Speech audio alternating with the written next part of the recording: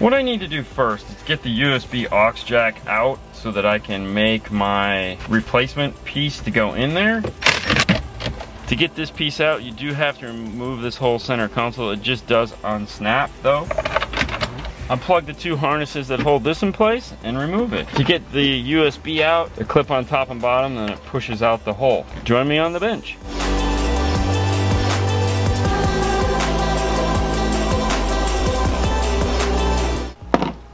What I need is something that has this funky little hole in it. It's oblong, it's annoyingly weird, and I want to make it go right here. Fortunately for us, we actually already did this just a day ago. I have my file pre-made. I don't have to go through the design process. It consists of these two pieces right here. This is the front plate. This smaller square, that's designed to go here into this area. There's a bigger hole in the front, a smaller hole in the back. I have to cut two versions of this, 1/4 inch and 1/8 inch, and then layer them all on top of one another, and then they will fit through here. Once I have the shape I want, it'll come up and tell me it's ready to print. It's gonna take 1 minute and 20 seconds. Not too bad.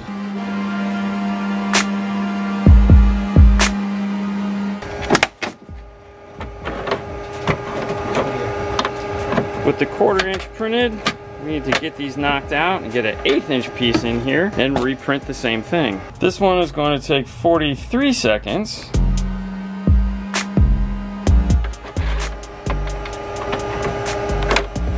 Well, if you guys like puzzles, you're gonna love this one. The best way to get paper off of acrylic is to use another piece of acrylic. It does a really good job of not scratching acrylic. Now, out of all these pieces, we need 1/4 inch back piece, an 1/8 inch, and then a 1/4 inch for the front. And for this one, I leave the paper on until the very end on one side. And these should stack into this hole like so. And they do. We're gonna use more of that scrapbooking tape. Use the USB-C to line them up. This is the important part, and then stick them together. Make sure there's no sticky goo on it. I've made this piece here, kind of looks like the factory piece, but not totally. And because it's laser, it is snug. I'm not trusting it to stay in place. We take one of the next pieces, put it in from the back side, and that is our back piece. Put some glue on here and glue the whole thing into place, adhering this to this, and it will all stay in. We can remove the front paper now. And we end up with that shiny USB-C adapter just like that. I'm gonna get this back in the car.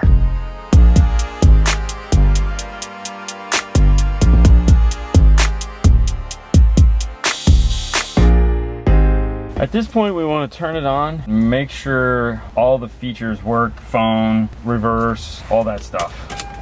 Start with the simple things like volume up, volume down. That'll tell us that the steering wheel buttons work. iData is programmable. That means if one button works, 9 times out of 10, all the buttons are gonna work. Right now, I just wanna make sure that they're communicating. As you can see, it's going up and down. Going to the home menu here, settings, going to camera settings. Camera is on. We have a reverse image. Car features. Gauges are functioning. Telling us our doors are open. It's reporting in our tire pressure as well as our battery voltage. Plug in my phone. What's the weather like today? All right, so she's talking. Even though we can't hear her, we know she's talking because we could adjust her voice. I can get the dash put back together now. Make sure before you start that all your screws that are going to be behind panels are put back. 4 screws holding the radio, 2 screws that are holding the pocket down below are in. Never unplugged the air conditioner. We just had it wrapped up here in carpet. That just snaps into place. Now the only reason why I did that was because I knew Fernando was going to be turning on and off the car for rolling up and down the windows. Sometimes it's easier to unplug the fewest things possible. The airbag is not attached to any of this, and well, the radio was going to be unplugged anyways, but everything else was always plugged in when we turn on and off the car. Time to get the battery squared away. I'm going to tackle this new ground wire first. It's a very short run, but I am going to make it a little bit longer just to make my life a little easier. 4 gauge bends, but I needed to bend at some odd angles. So we're gonna end up with about maybe a 7 or 8 inch piece. This is what we came up with. We have our heat shrink on it instead of the Stinger X. Most manufacturers do not play around when it comes to how tight they put their battery screws. They are impacted on for sure.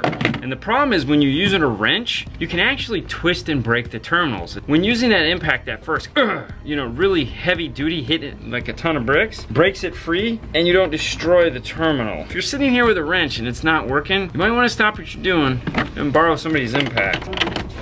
With that squared away, I'll move on to the positive side.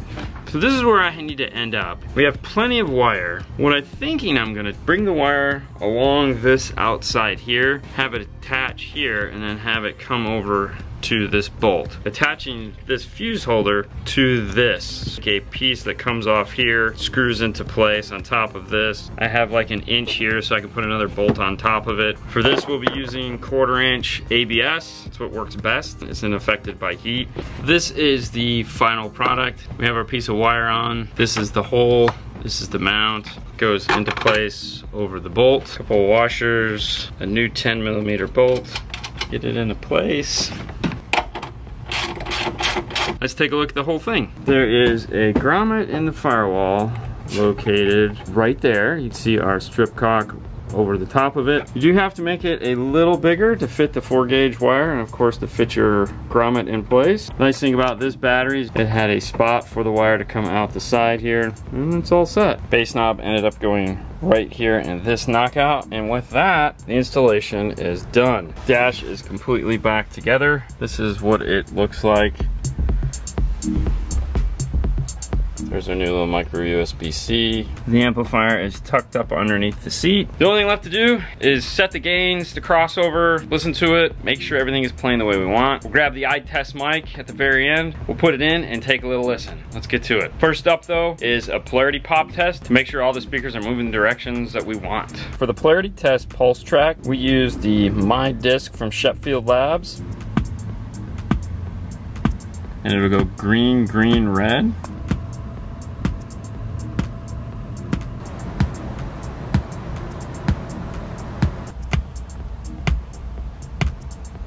With all the speakers tested and moving the direction we want, we can move on to the next phase, which is just general audio. Balanced left, right, front, sub. Make sure everything's playing the way they're supposed to. For doing that, we'll use the same disc. Go to the pink noise here.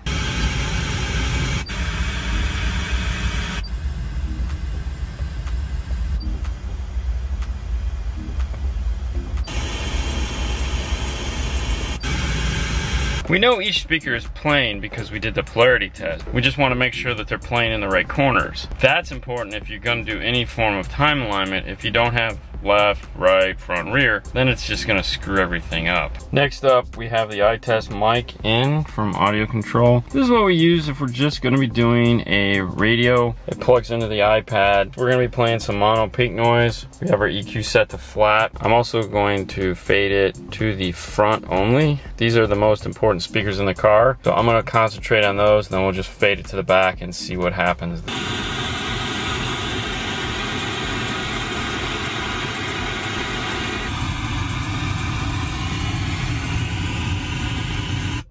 Not too bad. I'm not a big fan of 500, so I always kind of turn it down a little bit in that room, so that's why there's always that little, like if you ever look at our curve, there's always a dip in that area. I feel ears are real sensitive to it. On the Pioneer, you can make up your own main page, and I've made the 4 that I need right now. The first one is time alignment. With the Pioneer, it's actually opposite of everyone else's because it's just a radio, so they're gonna be quirky. That speaker over there that needs to add the delay to, not this speaker. If you're adding delay to your driver's side and it doesn't seem to be moving the way it's supposed to, put it back at 0 and add it to the passenger side. You'll notice your soundstage just moves right over in place. The rear, we just put them to whatever the rear door was, about 5 feet, added in the subwoofer till we got it to where the subwoofer, you know, depending on what level, there's a sweet spot anytime you have a subwoofer, the bass knob, as far as getting that subwoofer sound forward. And then past that, obviously, it's gonna move back to the trunk because you're just pouring so much bass into it. If you go back,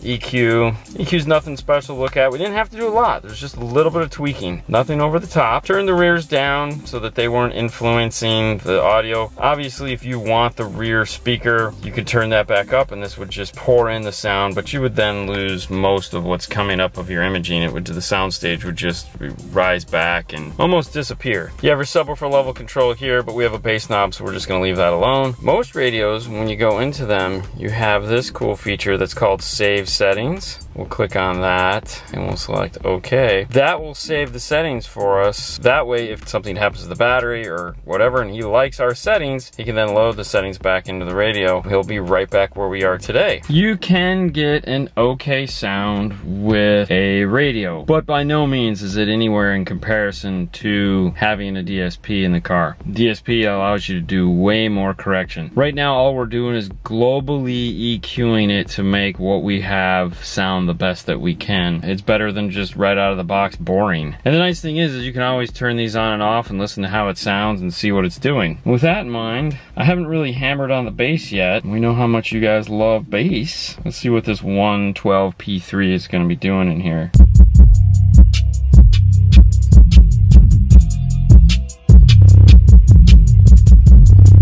Not bad? Not bad at all.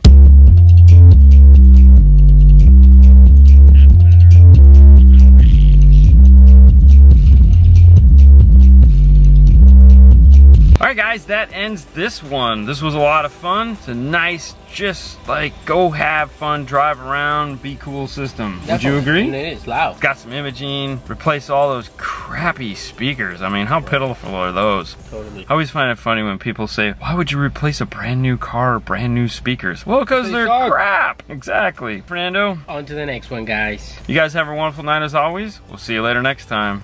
Bye. Bye. That's awesome. You need help.